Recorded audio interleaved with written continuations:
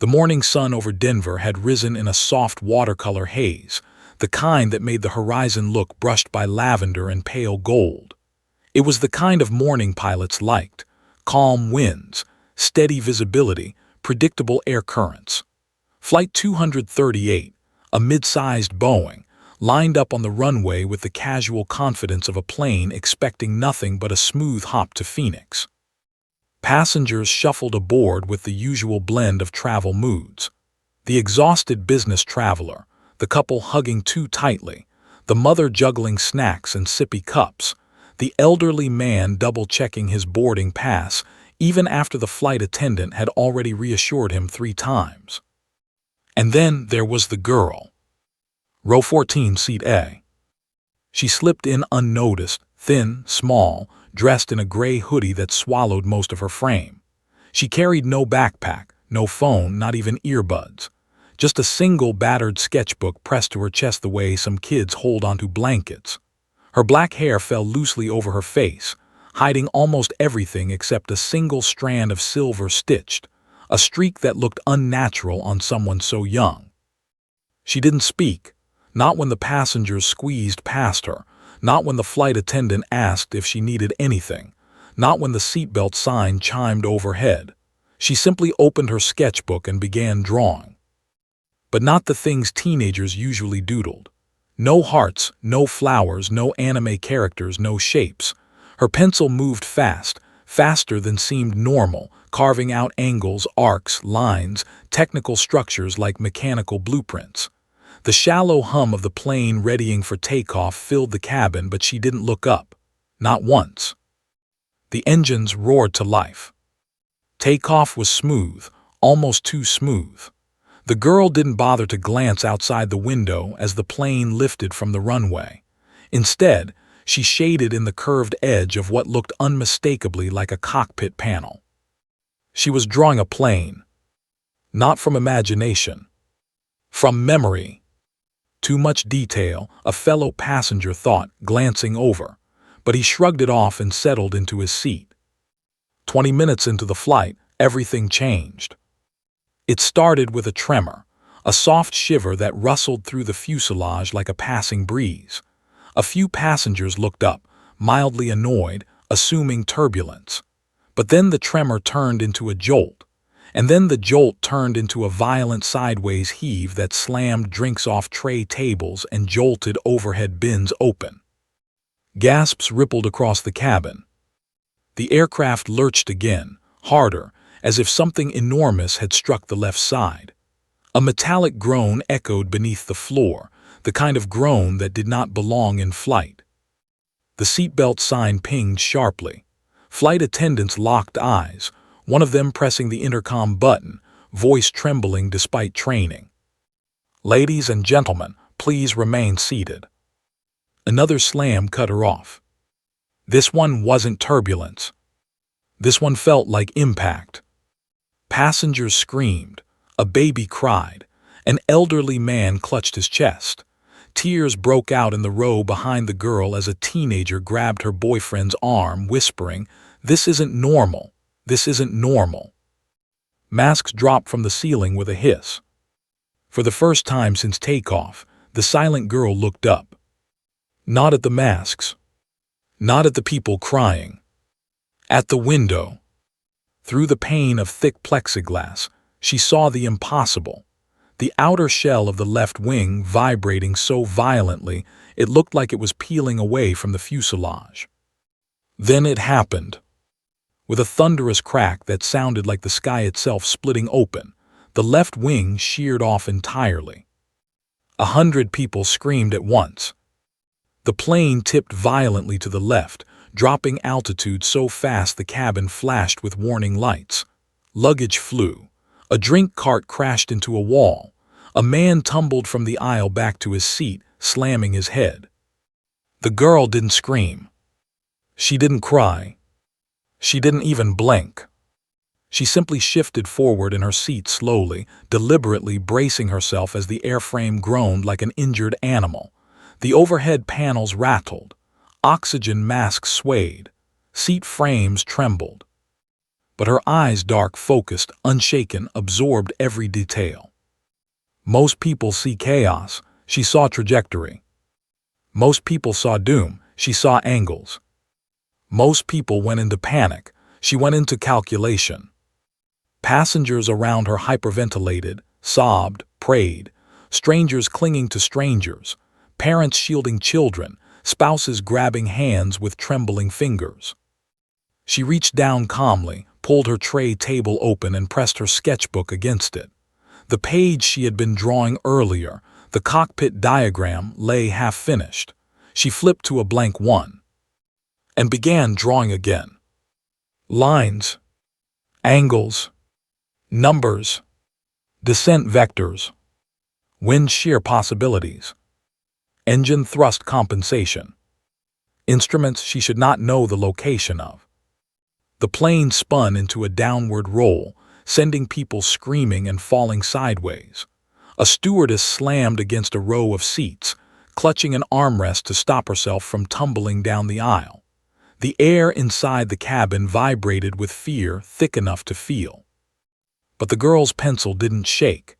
It moved even faster, her grip tight, her jaw set.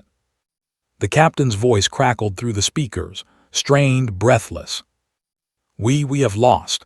Left wing declaring emergency, attempting stable." Static swallowed the rest. The nose dipped sharply. Passengers felt weightless for a split second, then crushed downward as the plane leveled abruptly. Screams filled the narrow aisles like echoes trapped in a bottle. The girl closed her sketchbook. Slowly, quietly, and then she stood. While everyone else clung to their seats, she rose into the chaos like she was walking through a quiet library aisle. A middle-aged man beside her grabbed her wrist desperately. Sit down, we're falling." Her expression didn't change. She simply slid her wrist from his grip and stepped into the aisle. The plane jerked again, so hard it slammed passengers against armrests. But she moved through the shaking corridor with unnaturally steady balance, placing each step with purpose, as if she had walked through collapsing aircrafts before. As if she had trained for it. As if she belonged there. Heads turned. Shock replaced panic for a heartbeat as people watched the tiny, silent girl walk toward the cockpit while the plane spiraled through the sky, missing an entire wing. Someone shouted, "Hey, you can't." But their voice was drowned by the deafening sound of the second wing, beginning to tear free. A screech, a metallic scream, a vibration so violent the entire fuselage shuddered. The girl reached the forward galley, just as the right wing ripped off with a sound that broke the cabin into raw terror. The aircraft dropped into true freefall. The girl placed one hand on the cockpit door and pushed it open. Not with fear, with intention, with familiarity, with a calmness that did not belong to any child, let alone one stepping into the cockpit of a dying plane. And behind her, the entire cabin watched in frozen disbelief, as the only person walking confidently toward the controls was the quiet girl from row 14. The one who hadn't spoken a single word. The one who now looked like she wasn't afraid of falling at all. The one who looked like she knew exactly what to do. As the plane plummeted through the sky, she stepped inside the cockpit and shut the door behind her. The cockpit smelled of metal, oil, and fear. Smoke clung to the ceiling panels in thin, curling streaks, the result of the wings shearing off. Warning alarms blared nonstop, a cacophony of shrieks that rattled even the hardened co-pilot, Lieutenant Andrews. He fumbled with his headset, trying to reach air traffic control, but the static made it impossible. Captain Morris, slumped against the side console, was unconscious, blood trickling down his temple. Instruments flashed red warnings that he couldn't read, and the plane groaned with every violent tilt. The girl stepped inside as if she belonged there, her hoodie hanging loose, her sleeves pushed up. Her dark eyes scanned the cockpit's chaos like someone reading a familiar book. One finger traced the throttle, another hovered over the rudder pedals. The co-pilot gawked, unsure if he was hallucinating or witnessing a miracle. "Who?" he stammered, but she didn't answer. The plane jolted again, lurching to the right as the last vestige of the right wing twisted grotesquely. Metal screeched like tortured steel. Andrew's stomach flipped. The fuselage was no longer a vessel of controlled flight, it was a falling coffin. The girl crouched slightly, hands steady, eyes fixed on the panel. Every lever, every button, every warning light she seemed to memorize instantly. She touched the throttle. Nothing happened immediately, and the co-pilot's panic swelled. "Kid, don't," he tried to shout. She cut him off with a single calm gesture, a wave of her hand. Silence. The plane dropped thousands of feet in seconds. Oxygen masks bounced and passengers screamed. Andrews held onto the console, his knuckles white. He could see the metal panels bending, the rivets beginning to pop. They were literally falling apart, and yet the girl remained utterly composed. Her gaze shifted to the altimeter. The needle was plummeting. She muttered under her breath, words no one could hear, while her hands danced over the throttle, rudder, and flaps. The co-pilot leaned in, heart hammering, unable to believe what he was seeing. You know what you're doing?" he asked, voice trembling. She didn't look at him. She didn't need to. Her fingers flew across switches like a concert pianist. "We don't have a choice," she whispered. Air pressure alarms screamed. Hydraulic failure warnings blinked relentlessly. Sparks popped from exposed wires near the instrument panel. The fuselage twisted slightly to the right as the plane rotated in a near spiral. Passengers screamed, and luggage rained down like deadly hail. The co-pilot swallowed hard. He had flown C-17s in combat zones, helicopters in Afghanistan, even trained with test pilots on extreme maneuvers. But he had never seen a civilian, let alone a teenager, manipulate a nearly destroyed aircraft with such precision. Okay, slow down, he yelled. "You don't." Her voice cut through his panic like steel. "Stop talking, watch." He did, and for a brief moment he realized something impossible. The nose of the plane began to lift, slightly, minutely, imperceptibly to anyone on board except the co-pilot. "How?" he stammered. She gave a tiny nod toward the throttles, her fingers adjusting them in small, exact increments. The vibrations in the cabin changed. The plane shuddered, but it didn't spin further. The co-pilot could only stare. "You're stabilizing it," he said, voice hoarse. She didn't answer. Instead, she pulled a small, worn patch from the inside of her hoodie, a rectangular military insignia, Air Mobility Command. Andrew's eyes widened. "No, that's..." The girl tucked it back into her hoodie and kept adjusting the throttles. "He taught me," she said quietly, almost to herself. The co-pilot's throat tightened. "Taught you?" "Dad," she whispered, her jaw set. "He never came home. This is what I learned." The plane shuddered again as another jolt tore through the fuselage. Sparks flew near the instrument panel. Behind her, the passengers were still screaming, clutching seats and each other, as if their collective terror might somehow slow the descent. And yet she moved through the controls as if the aircraft were an extension of herself. Her small hands pushed and pulled with impossible precision, rerouting hydraulic pressure manually. Even with both wings gone, she used the engine's thrust to create temporary lift. She fought gravity itself. The co-pilot leaned closer, almost afraid to breathe. You're keeping us alive." A single nod. She didn't look at him. Her focus was absolute. The plane tilted slightly left, then right, then leveled. Small corrections, tiny nudges, barely perceptible to anyone but him. The cabin started to calm slightly. Passengers dared to peek out the windows. Smoke trailed from the engines, twisting in the thin mountain air. Below, the desert spread endlessly, rocks and scrub offering no mercy for a falling aircraft. Yet somehow, the plane remained airborne. "How old are you?" Andrews asked cautiously. 14, she said, as if it were obvious. 14, he could hardly process it. 14, a child, and yet she was holding the lives of 150 people in her hands. Another jolt. The plane pitched violently toward the ground. Sparks erupted near the rear cabin panel. Andrews grabbed the armrest to stay upright. "Can you keep us stable?" he asked, a tremor in his voice. She glanced at him, eyes sharp. "For now, but we need to land soon before—" Her words stopped abruptly.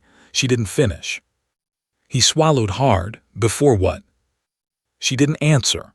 Instead, she pressed another lever, rerouted more hydraulics, and the plane groaned but leveled again. From the cabin, the screams were fading into stunned silence. People were realizing that the falling nightmare hadn't killed them, that someone, or something, was fighting the impossible, and that someone was a small, silent girl with a sketchbook and a mysterious past. The co-pilot's hands were shaking. "You're incredible, I can't believe this." She glanced at him briefly. "I've done this before in simulators, at home with him." The phrase hung in the air. "Him?" Andrews asked. Her eyes shifted to the side window, scanning the desert below. "My dad. He trained me, taught me how to control an aircraft in failure scenarios. I never thought I'd have to do it for real." He swallowed. "Well, congratulations, you're saving us all." The plane groaned again. Sparks flew from exposed circuits. The fuselage creaked. The remaining wing stub rattled. The descent was still rapid, but the rotation was slowing. She adjusted the throttles. The plane tilted slightly upward, just enough to slow their fall. "Okay," Andrews whispered. "We might make it." She didn't look at him. She only adjusted the levers and pedals with absolute precision, her small fingers moving faster than seemed humanly possible. The co-pilot realized something else, something chilling. You're not just flying this plane, you're improvising it. You're inventing flight as you go." A small smile flickered across her face, but only briefly. She didn't answer. Behind her, passengers were beginning to notice the subtle shifts. The screams had mostly stopped, replaced with wide-eyed fear and disbelief. Some whispered prayers, some whispered her name. Some just stared, unable to comprehend the sight of a child controlling an aircraft at 17,000 feet without wings. The plane shuddered violently once more, then stabilized. The desert floor rushed closer, jagged and unforgiving. Andrews glanced at the altimeter, 9,500 feet. They had lost half the altitude since the initial wing failure. Her eyes scanned the controls, the instruments, the terrain. She tapped a sequence on the throttles, causing the plane to level even more. Sparks flared, but she didn't flinch. She muttered under her breath, "We're not done yet." And outside the cockpit, the sky stretched endlessly, silent and indifferent, as the plane continued to fall. But now, just a little slower, held aloft by the hands of a 14-year-old girl whose life experience had been written in the shadow of a father she had lost. The cockpit was a symphony of alarms and metallic groans. Warning lights flashed relentlessly, each one a cruel reminder of the impossible situation. The plane's fuselage shuddered violently as it dropped thousands of feet per minute, the ground looming closer with every passing second. Sparks erupted near the damaged panels, sending tiny arcs of electricity across exposed wires. Smoke curled from the right engine, and outside, the remnants of the wings flapped uselessly like broken birds. Lieutenant Andrews gripped the console as if it were a lifeline, staring at the girl with a mixture of disbelief and awe. "How are you doing this?" he whispered, voice trembling. The girl didn't respond. She leaned forward slightly, her dark eyes scanning the array of instruments as if reading from memory. Her hands moved over the controls with incredible precision, adjusting throttle, rudder, and flap positions in tiny increments that would have gone unnoticed by an untrained eye. But Andrews could see the difference immediately. You're actually stabilizing it," he stammered. A tiny nod, barely noticeable. She didn't look at him, didn't speak, didn't hesitate. Every movement was deliberate, calculated, and terrifyingly competent. Andrews' mind raced. He had flown countless missions, combat zones, test flights, emergencies, but never had he faced a scenario this catastrophic. The plane was missing both wings. Structural integrity was compromised. Every second in the air was a miracle. Yet somehow this silent girl was keeping them alive. She adjusted the throttles again. The fuselage groaned and sparks erupted near the overhead panel. She muttered under her breath, words Andrews couldn't catch, and for a brief moment the plane wobbled violently. Then it steadied. Andrews' heart pounded. "You've never done this in real life, have you?" he asked, almost afraid of the answer. She finally glanced at him, a flash of calm determination in her eyes. "I have to. I have no choice." The co-pilot swallowed hard. "But how? You're 14, you're a kid." She didn't argue. She only pressed a sequence of buttons and pulled a lever he hadn't even noticed before. The plane leveled again, barely, but it leveled. Andrews realized something horrifying. She wasn't just flying the plane. She was improvising, inventing solutions in real time. With every movement, she was bending physics to her will. A violent lurch sent them nearly crashing into the ceiling. Oxygen masks bounced. Screams echoed from the cabin behind them. The plane was a broken bird, twisted and struggling to survive. "Can we even survive this?" Andrews whispered to himself. The girl's fingers didn't stop. "We will," she muttered, "if you let me." He hesitated. Fear screamed in his mind, but he realized he had no choice. "Okay, I'm letting you." She glanced at him briefly, her eyes dark with focus, then returned to the instruments. She shifted a rudder pedal slightly, compensating for the missing wing. The plane shuddered, twisted, but remained in the air, miraculously. Outside, the desert floor rushed closer. Rocky mesas, dry riverbeds, and jagged canyons blurred past the windows. Every second counted. Every movement mattered. A miscalculation could send them hurtling into the ground. The co-pilot could hardly breathe. You're doing what my father trained me to do, except faster, smarter. How do you know this?" Her eyes flicked to him, a shadow of sadness crossing her expression. "Dad taught me. He never came home." Andrews swallowed hard, the weight of her words hitting him. You're finishing what he started." Her jaw set. "Exactly." The plane groaned again, the fuselage twisting dangerously as sparks rained from the instruments. Andrews instinctively tried to reach a lever, but she stopped him with a calm hand. "Not now," she said. "One mistake and it's over." He froze, realizing that she wasn't just controlling the plane, she was dictating its survival.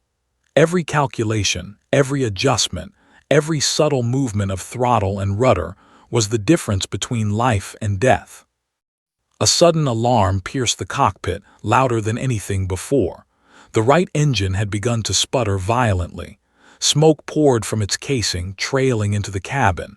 Andrews' stomach turned. "We can't make it with only one engine." She didn't flinch. She simply adjusted the flaps and throttles again, rerouting airflow in a way that defied reason. The plane leveled slightly, the descent slowing. Andrews' jaw dropped. I don't believe this." The girl's voice was barely a whisper, but it carried weight. "Believe it. We have to survive." Outside, the horizon blurred into streaks of gold and brown as the desert rushed up to meet them. The passengers were screaming, some were crying, some were praying.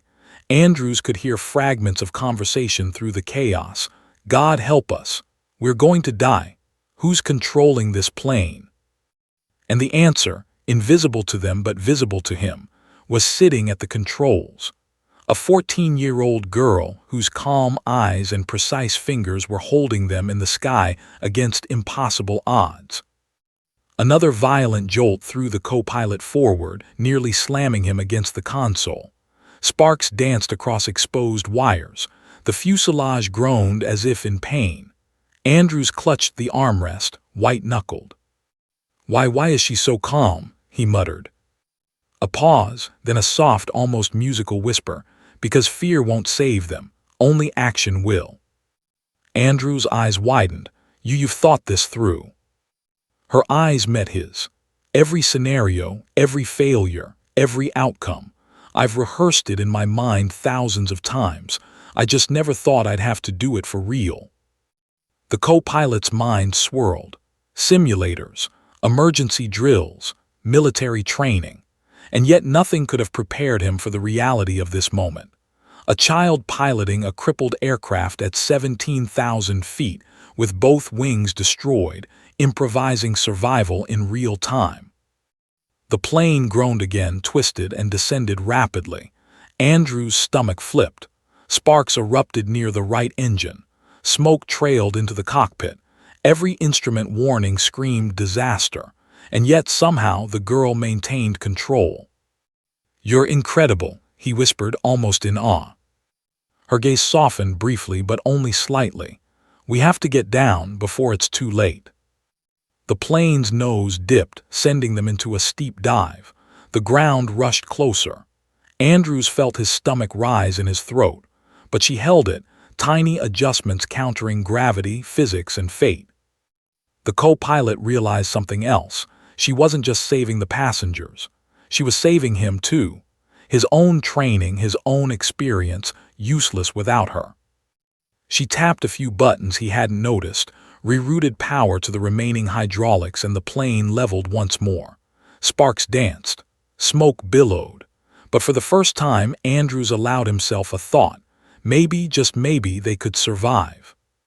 And then over the intercom, her soft, calm voice carried to the cabin. "Everyone stay calm. Help is coming. We're not done yet." Passengers froze. Whispers rippled through the rows. Did she say something? Who is that? Andrews glanced at her. You're talking to them. She nodded. They need hope, that's part of it. The co-pilot swallowed hard. You're not just flying, you're leading. Her small smile was almost invisible. Someone has to. Outside, the desert stretched endlessly, unyielding and indifferent. Inside, the cockpit held a battle between life and death, with a 14-year-old girl at its heart, guiding a broken plane, holding the impossible in her hands. And as the plane continued to fall toward the jagged landscape below, Andrews realized the terrifying truth. They weren't just fighting gravity or broken machinery. They were fighting time itself. One wrong move, one hesitation, 1 second too long, and Flight 238, with 150 souls aboard, would become nothing more than a fiery crater in the desert. And yet, the girl's fingers never faltered. Her eyes never wavered. Her calm never broke. And that was the scariest and most awe-inspiring part of all. The cockpit smelled of smoke, burnt metal, and fear. Warning lights flashed relentlessly, casting red shadows across the faces of those trapped inside. Sparks erupted from exposed circuits near the instrument panel, sizzling with dangerous rhythm. The fuselage groaned under the stress of missing wings, every vibration a reminder that gravity had become their enemy. Lieutenant Andrews gripped the console, knuckles white. He had flown combat missions, high-stakes simulations, and emergency landings, but nothing could prepare him for this. The plane had no wings, both engines were failing, and the ground was rushing up toward them at terrifying speed. The girl crouched slightly over the controls, her hoodie sliding back just enough to reveal the worn Air Mobility Command patch on her chest. She didn't speak, but her hands moved over the panels and levers with terrifying precision. Andrews watched as she rerouted hydraulics manually, adjusting pressure in the remaining wing stubs. Each movement was deliberate, exact, almost surgical. Sparks flew, the fuselage shuddered, but somehow the aircraft leveled. She glanced at Andrews briefly, her eyes sharp. Hydraulic failure is spreading. I need to reroute the engines to compensate for lift. And do what? He asked, panic creeping into his voice. Force air through the damaged panels. We're improvising lift. It's unstable, but it's our only chance. He stared, disbelief frozen on his face. You can do that. She didn't answer. Instead, she twisted a series of throttles, tapped precise sequences on the remaining controls, and forced the engines to redirect airflow across the jagged metal of the wing stubs. The plane shuddered violently but didn't spiral out of control. The cabin behind them rocked. Oxygen masks swung like pendulums. Screams had turned to tense, fearful silence as passengers realized the plane was still, somehow, airborne. Andrews could see their wide eyes through the cockpit windows, staring at the burning desert below, unable to comprehend how they hadn't already crashed. "Hold it steady," she muttered, almost to herself. "We need more time." Andrews nodded, unsure if he should help or stay out of the way. He had no idea how she knew what she was doing, but one thing was certain: they were alive because of her. Smoke continued to curl into the cockpit from exposed circuits. Sparks danced across the console. The plane twisted dangerously, forcing Andrews to brace against the seats. He could feel every tremor, every groan of the metal like a heartbeat in the chest of a dying animal. She adjusted the throttles again. The fuselage quivered. Then, miraculously, it leveled. The descent slowed just enough to give them a fraction of hope. Andrews swallowed hard. You're actually doing it. You're keeping this thing in the air." Her lips curved faintly. "We're not out of danger yet." He glanced at the altimeter. 7,500 feet and dropping.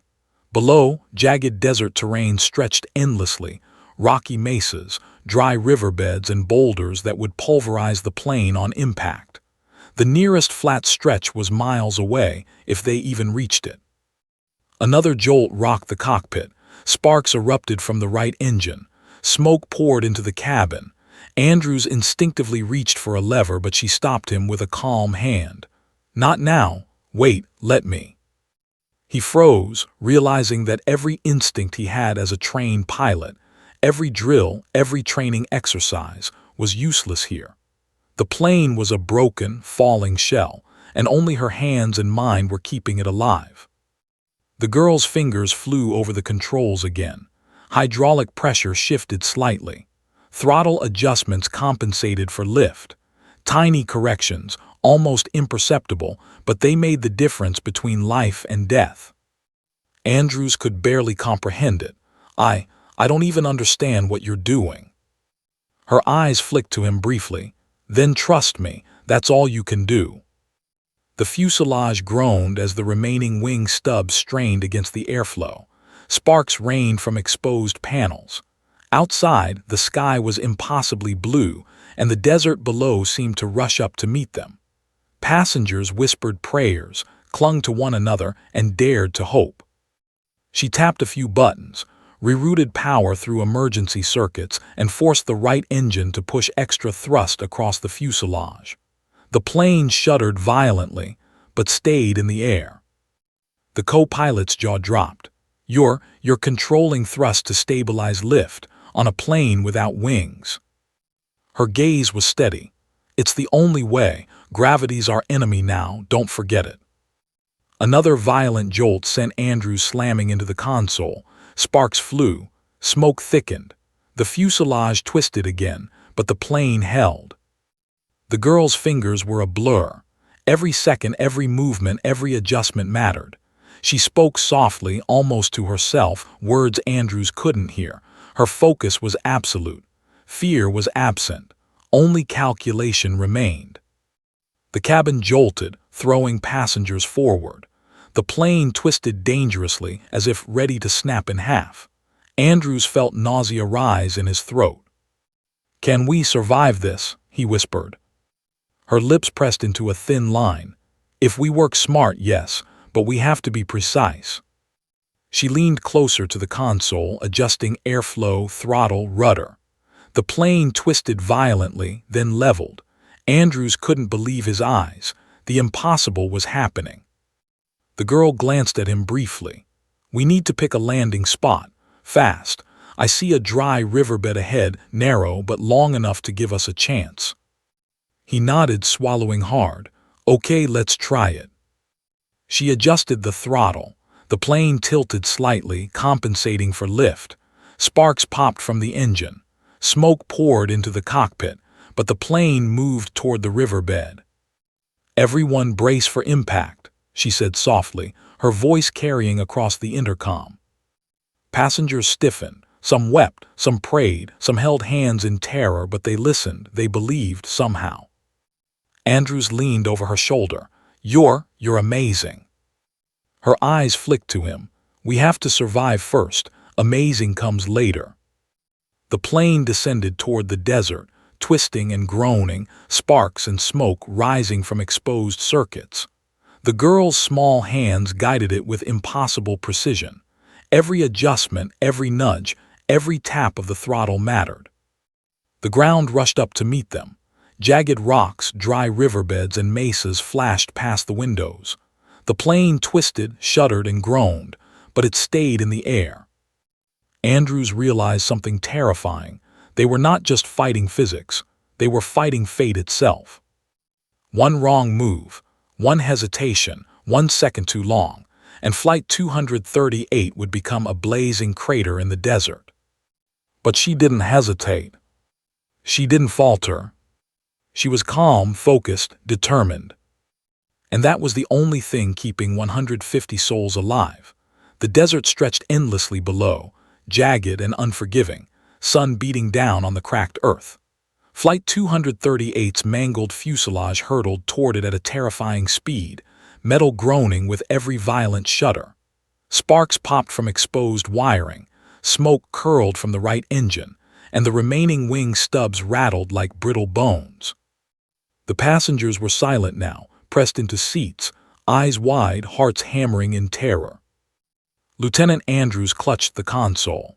He had never felt more helpless, yet he could see, impossibly, that the plane was holding, against gravity, against physics, against everything.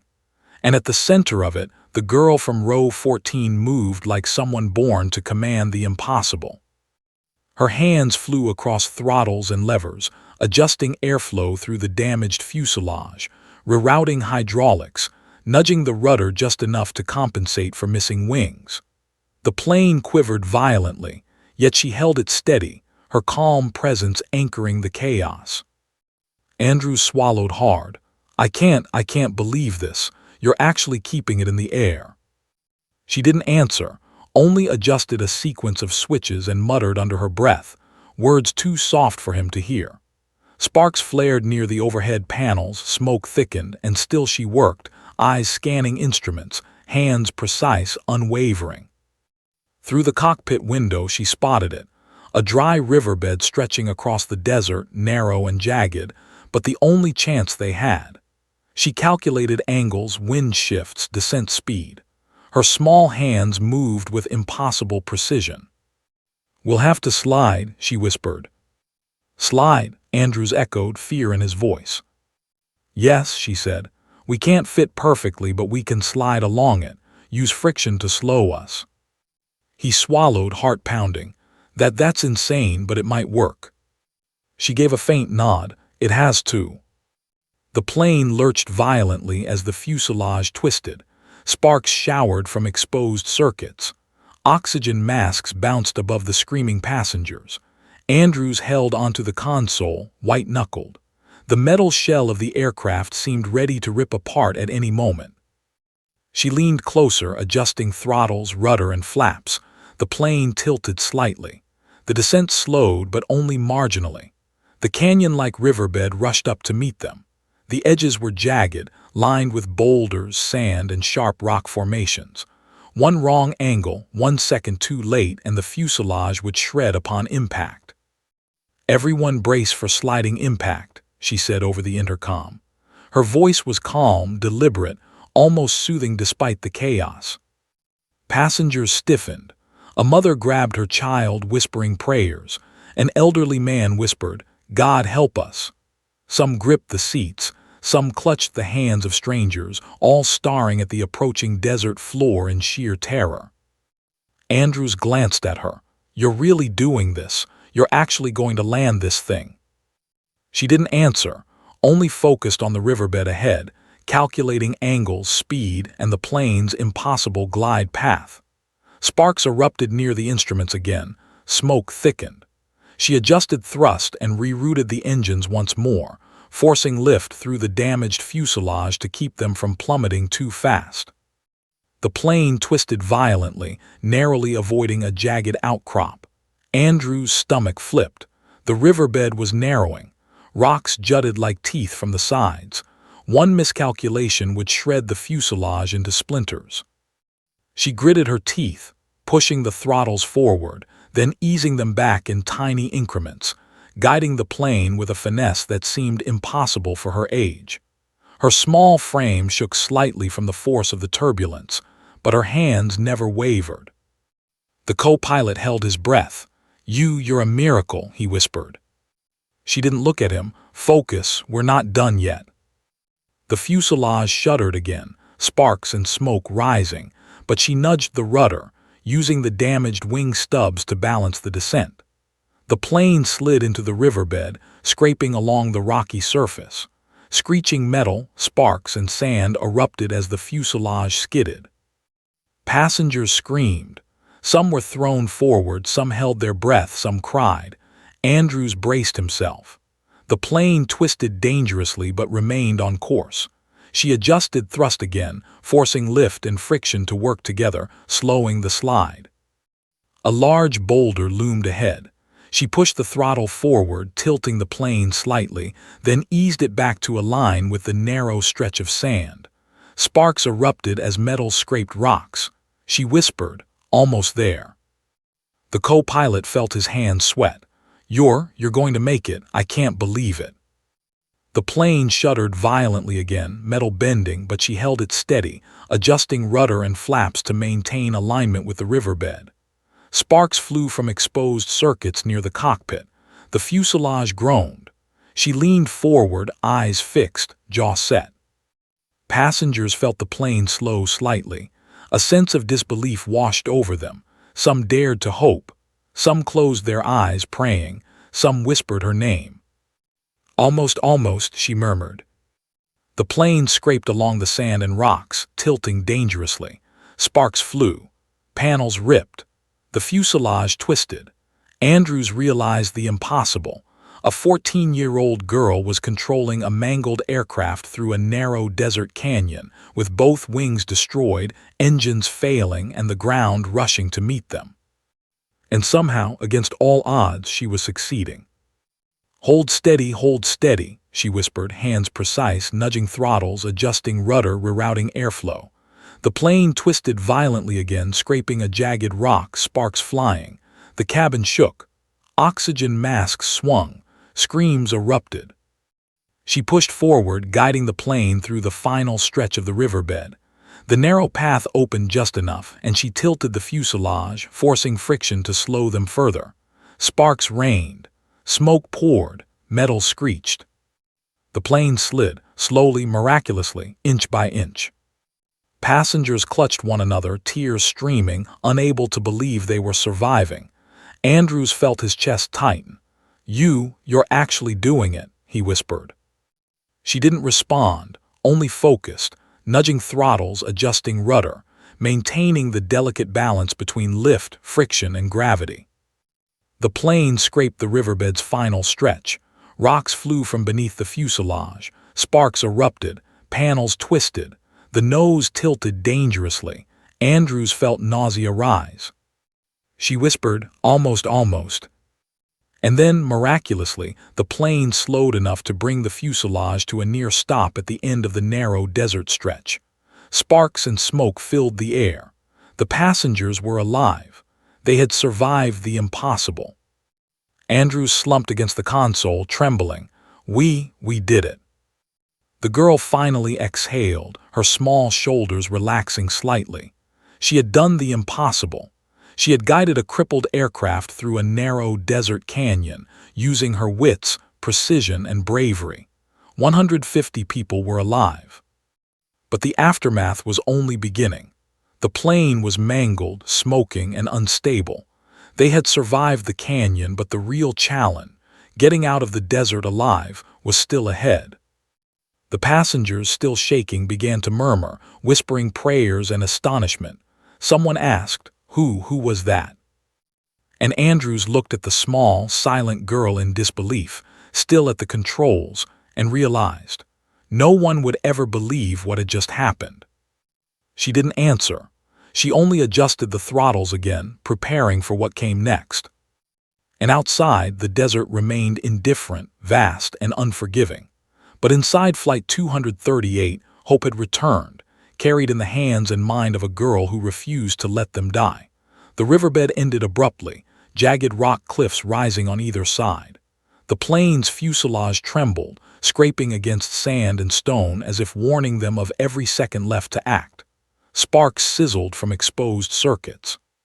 Smoke poured thickly into the cockpit, filling the air with the acrid stench of burning metal. Lieutenant Andrews held the console with trembling hands. "We can't get through there. It's too narrow. We'll hit the cliffs." The girl's eyes, dark and unflinching, scanned the terrain. "We don't have a choice," she whispered. "We have to lift slightly, then glide." He swallowed hard. "Lift with no wings." Her jaw set. "With whatever we have. Engine thrust, fuselage aerodynamics, and gravity, all at once." Andrews could hardly breathe. Sparks erupted near the cockpit panel. The fuselage groaned like an animal under siege. Outside, the canyon narrowed. The cliffs jutted menacingly, their shadows cutting across the metal skin of the plane. Passengers screamed. Some pressed against windows, some clutched the seats in terror. One woman held her child tightly, whispering prayers through trembling lips. The sound of metal grinding against rock filled the cabin. The girl shifted forward, adjusting throttles and rudder. She rerouted engine thrust to compensate for missing wings, forcing airflow over the remaining fuselage to create temporary lift. Sparks sizzled as circuits overloaded. Smoke thickened. Andrews' stomach turned. "Can you even do this?" he asked, voice shaking. She didn't answer. She had no time. Every second counted. Every movement mattered. One miscalculation, one hesitation, one wrong adjustment, and the cliffs would shred the fuselage, scattering 150 lives across the desert. The plane trembled violently, scraping rocks as she nudged the rudder to center it in the canyon. Sparks showered the cockpit. Smoke filled the air. The nose of the plane dipped dangerously. Andrews gripped the console, knuckles white. Hold it," she whispered almost to herself. The plane jolted, tilted, then leveled slightly. She pushed forward on the throttles, forcing a surge of air through the fuselage, creating lift enough to clear a particularly jagged boulder. Sparks erupted. The fuselage groaned. Passengers held their breath. Silence fell except for the metallic screech of the scraping plane and the rising roar of engines struggling to compensate. Almost, she muttered, eyes scanning the path. The canyon's walls seemed impossibly close. She tilted the nose slightly, nudging the plane forward. Sparks flew from exposed wiring. Smoke curled around her. The plane twisted violently again, scraping along the rock walls. Andrews swallowed hard. You're insane." Her small lips pressed into a thin line. "No, precise." The fuselage groaned again as she forced more lift through the damaged engine and fuselage. The canyon stretched ahead, narrow but slightly widening near the exit. She could see the desert floor beyond. Freedom. Survival. She adjusted the throttles one final time, forcing the plane to glide. The scraping reduced. Sparks popped, smoke thickened, but the aircraft remained intact. Andrews realized something impossible. She was not only flying, she was inventing flight as she went. Improvising physics, bending gravity, cheating death. Passengers pressed against each other, some praying, some crying, some whispering her name. Andrews could see their astonishment. None could comprehend the miracle taking place. The plane twisted violently one last time as it reached the canyon exit. A jagged rock scraped the fuselage's side, sending sparks and metal shavings flying. Andrews braced himself. Smoke filled the cockpit. The plane groaned like a wounded animal. She leaned forward, hands precise, eyes scanning instruments and terrain simultaneously. With a final adjustment of throttle, rudder, and engine thrust, the plane cleared the canyon walls. The desert beyond stretched wide, open, and forgiving. Passengers exhaled collectively, some weeping, some silently praising the girl whose calm hands had carried them through the impossible. Andrews looked at her in disbelief. You did it. You actually did it." She didn't smile. She was far from finished. Sparks popped from circuits. Smoke poured into the cockpit. The fuselage was damaged, unstable. They were alive, but not yet safe.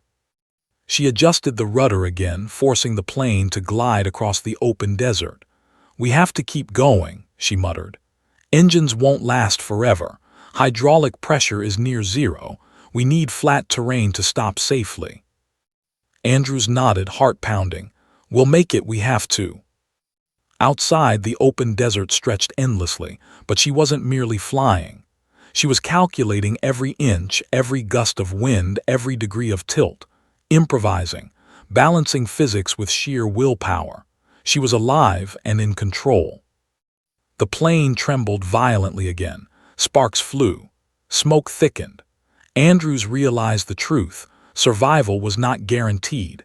They were still at the mercy of gravity, damaged machinery, and a small window of hope. Almost, she whispered. The throttle surged, the fuselage twisted, sparks rained. Smoke filled the cockpit, but the plane held. The co-pilot watched, awe and terror mixing in equal measure. A 14-year-old girl was flying a crippled plane, guiding it through the desert, keeping 150 people alive with nothing but her mind, hands, and courage. Suddenly, a distant sound pierced the air, a low roar. Andrew's head snapped to the window. In the distance, tiny specks grew larger, approaching fast. Helicopters, jets, rescue aircraft. She didn't glance. Her focus remained on the desert ahead. "Stay calm," she muttered. "Help is coming. We just need to survive a little longer." Passengers stiffened, some glancing toward the windows. A few whispered prayers, some clutched the hands of strangers. Andrews felt his chest tighten. They were not out of danger yet. The roar grew louder. Andrews realized it. F-35s. Fast jets had been scrambled, tracking the distress signal. Rescue was near, but they still had miles to traverse, a failing plane and a young girl who refused to surrender to fear. She adjusted the throttles one final time. Sparks erupted. Smoke poured. The plane shuddered violently. Yet, inch by inch, she guided them toward open terrain where they might attempt a controlled landing, or at least survive long enough for rescuers to reach them. Passengers whispered in awe, astonishment mixed with terror. No one spoke above her voice. No one dared. All eyes were on the cockpit where the silent girl, 14 years old, manipulated death itself with uncanny precision. Andrews leaned back, trembling. She's going to do it," he whispered. She didn't answer. She only adjusted the rudder slightly, nudged the throttle, and forced engine thrust through the damaged fuselage, guiding Flight 238 closer to safety. Outside, the desert stretched endlessly, indifferent and vast. But inside, hope burned brighter than ever, carried on the small, steady hands of a girl who refused to let 150 people die. And as the F-35s closed in, tracking their descent, Andrews realized the impossible. They might just survive. But the final challenge, landing a mangled, wingless plane on desert terrain, was still ahead. The open desert stretched endlessly ahead, golden under the midday sun, but it was no sanctuary. The mangled fuselage of Flight 238 trembled violently, smoke curling from exposed circuits, sparks popping from stressed metal. Both engines were barely functional, hydraulics near zero. Every lever, every throttle adjustment, every tiny nudge meant the difference between survival and catastrophe. Lieutenant Andrews gripped the console, knuckles white. "We were still alive, but barely," he muttered. The plane twisted slightly as the remaining wing stubs strained, scraping air like brittle bones. Sparks rained, smoke thickened, and oxygen masks swung in chaotic arcs. The girl's hands moved with unflinching precision. Throttles, rudder, and rudder compensators adjusted instinctively. "Keep calm," she whispered, more to herself than to Andrews. "We're not done yet." He swallowed hard, staring at her in disbelief.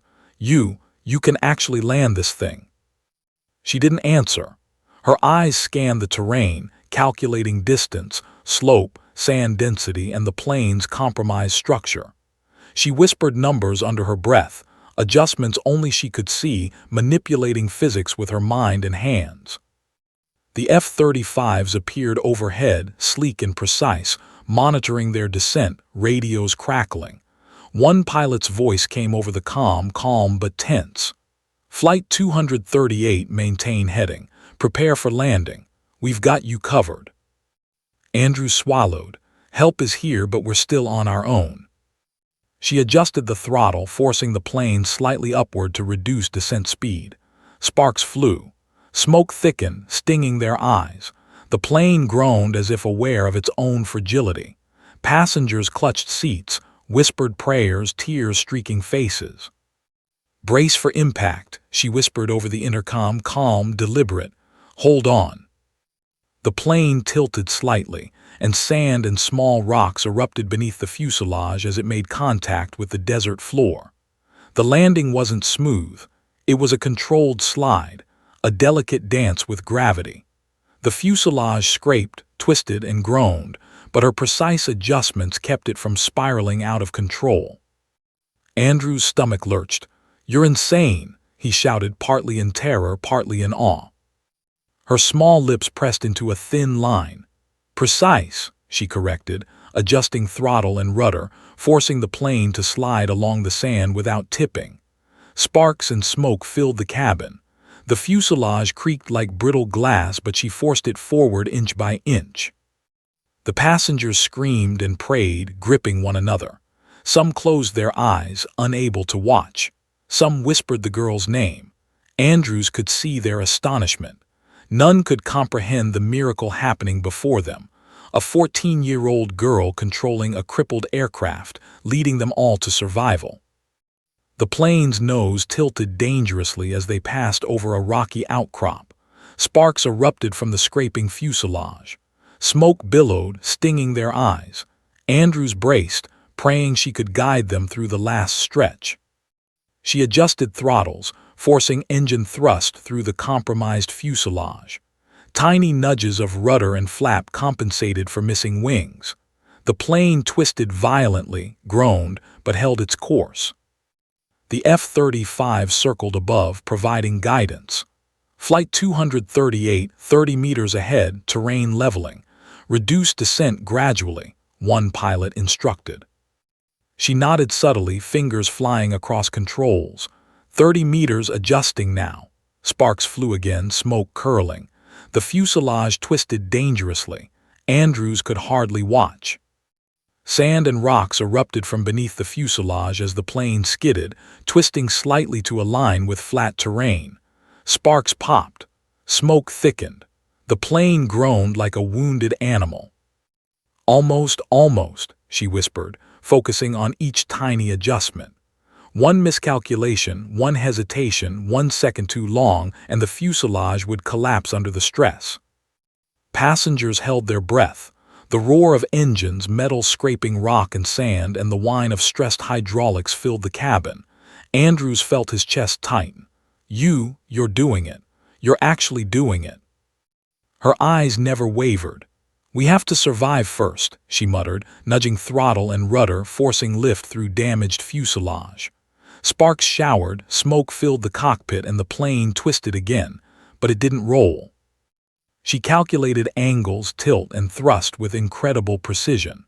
The plane slid across the sand, scraping rocks, finally reaching a stretch of flat desert. Sparks still flew, smoke still poured, but she managed to stabilize the fuselage. The plane slowed enough to avoid catastrophic tipping. Passengers began to realize they were surviving.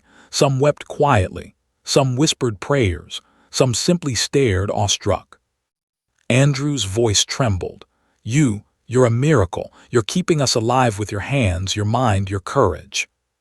She gave a faint nod, adjusting the throttle one final time. "We're not done yet. Stay ready." The plane continued to slide across the desert floor.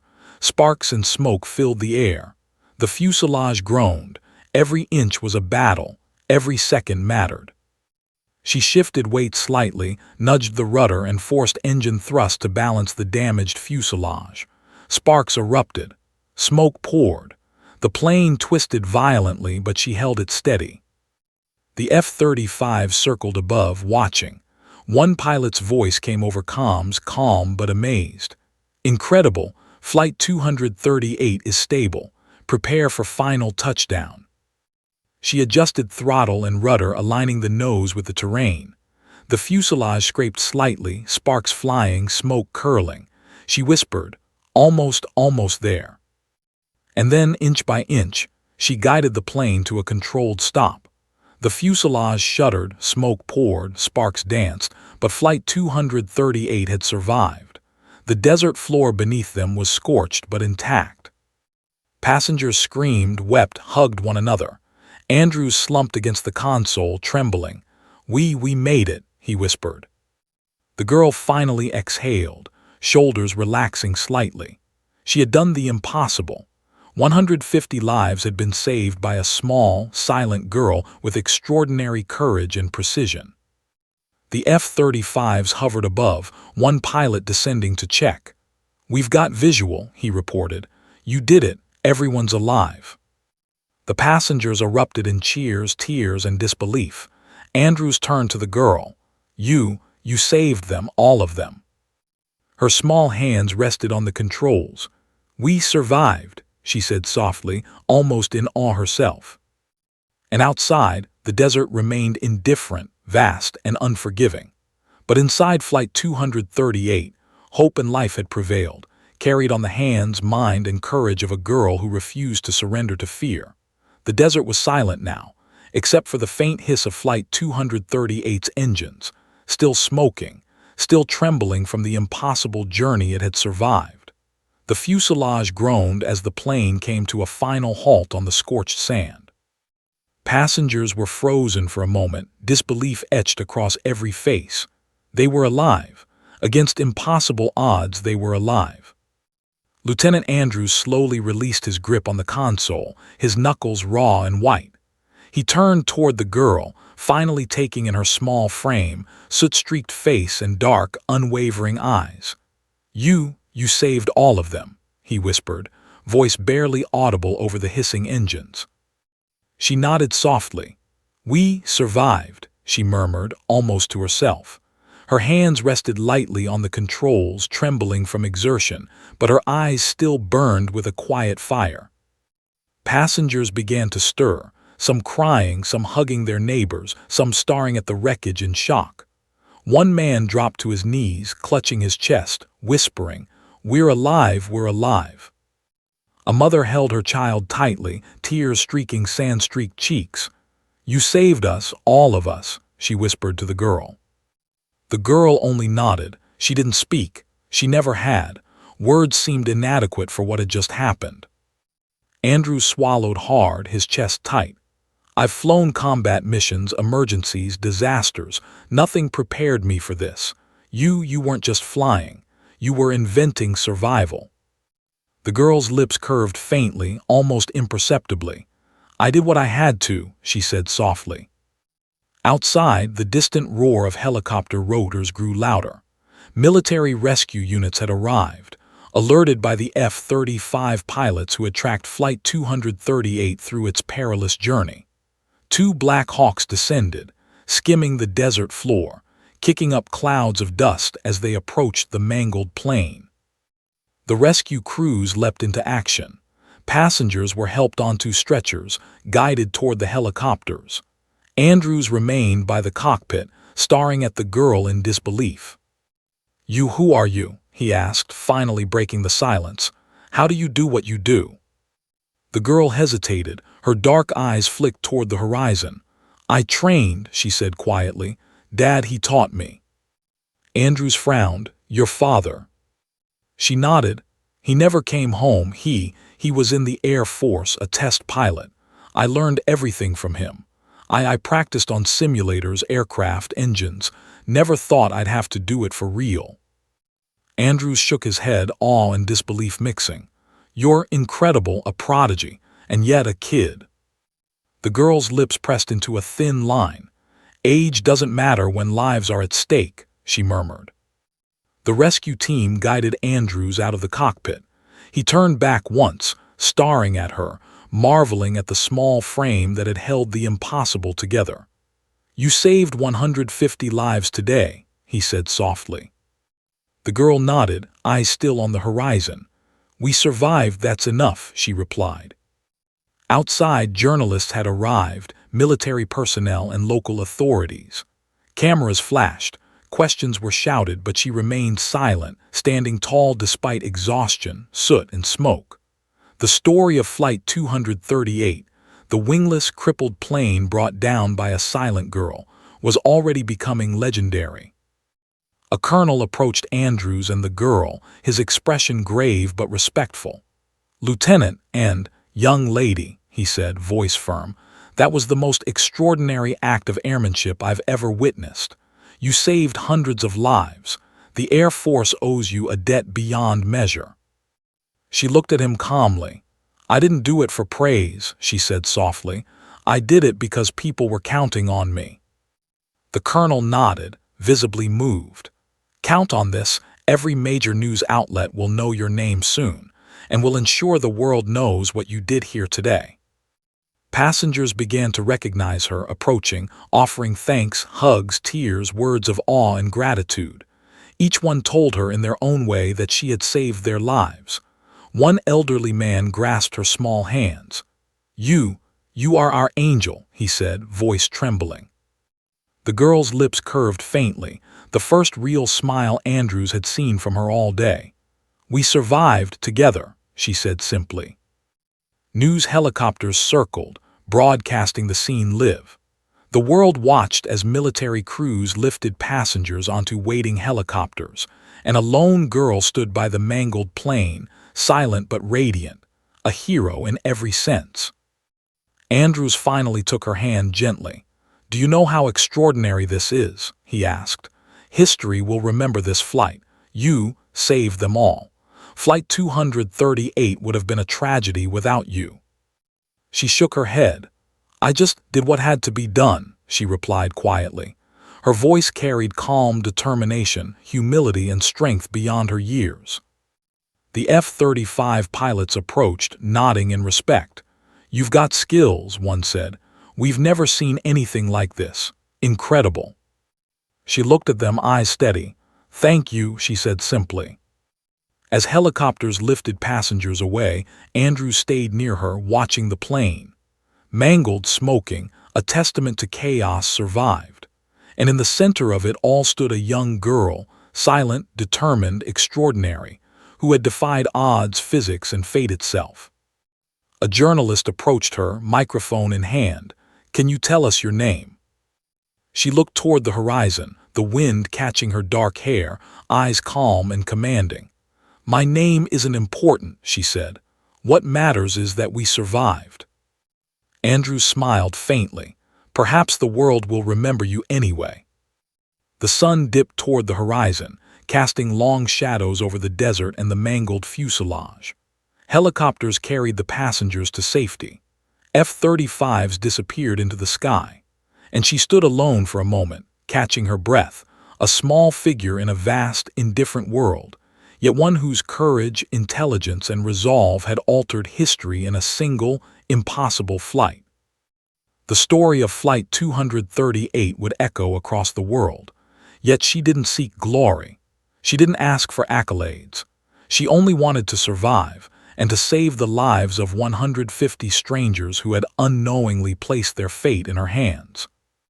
And in that desert, amid smoke, sparks, and the dying groans of a crippled plane, a silent girl became a legend, a hero, a force of nature, a miracle no one would forget. As the desert wind blew across her soot-streaked face, she finally allowed herself a small, quiet smile. The impossible had been done. Lives had been saved, and the world would never see a hero like her again, not like this. Flight 238 was no longer just a plane. It was proof that courage, skill, and determination, even from the most unlikely hands, could defy the impossible. The silent girl turned from the wreckage, walking toward the waiting helicopters, her shadow stretching long in the desert sun. And for every passenger, every pilot, every rescuer, one truth was undeniable. She had saved them all. And the world would remember Flight 238 because of her.